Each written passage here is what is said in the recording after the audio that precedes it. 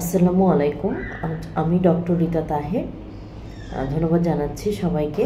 আজকে আমি একটি টপিকস নিয়ে আলোচনা করব, সেটা হচ্ছে বাচ্চার হার্টবিট দেখে গর্ভের বাচ্চাটি ছেলে হবে নাকি মেয়ে হবে, এই কথাটি কতটা যুক্তিযুক্ত সেটাই আলোচনা করব। তো অনেকেই ধারণা বলতে ভ্রান্ত ধারণা করে থাকেন যে গর্ভের বাচ্চার হার্টবিট যদি 140-এর নিচে থাকে তাহলে সেটি ছেলে বাবু, এবং গর্ভের বাচ্চার হার্টবিট যদি 140-এর উপরে থাকে তাহলে সেটি মেয়ে বাবু।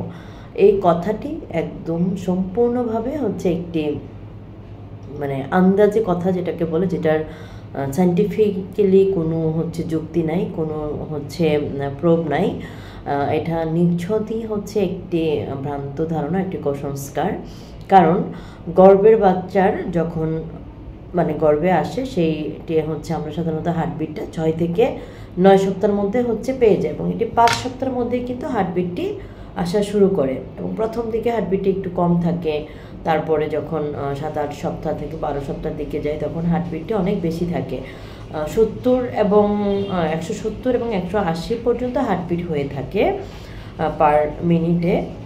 কিন্তু আবার যখন যে বাচ্চাটি আস্তে আস্তে একটু বড় হয় তখন সেটা আস্তে আস্তে একটু কমে আসে।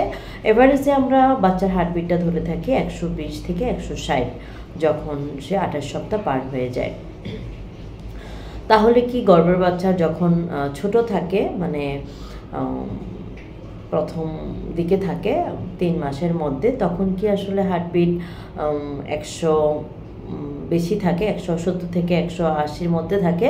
তখন কি বাচ্চা তার ছেলে হয় এবং পরবর্তীতে কি সেটি মেয়ে হয়ে যায় যখন অ্যাভারেজে 120 থেকে 160 পাই?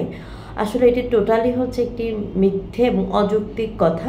হার্টবিট দেখে আদৌ কখনো গর্ভের বাচ্চা ছেলে নাকি মেয়ে হবে সেটা কখনোই বোঝা যায় না। এটা একদম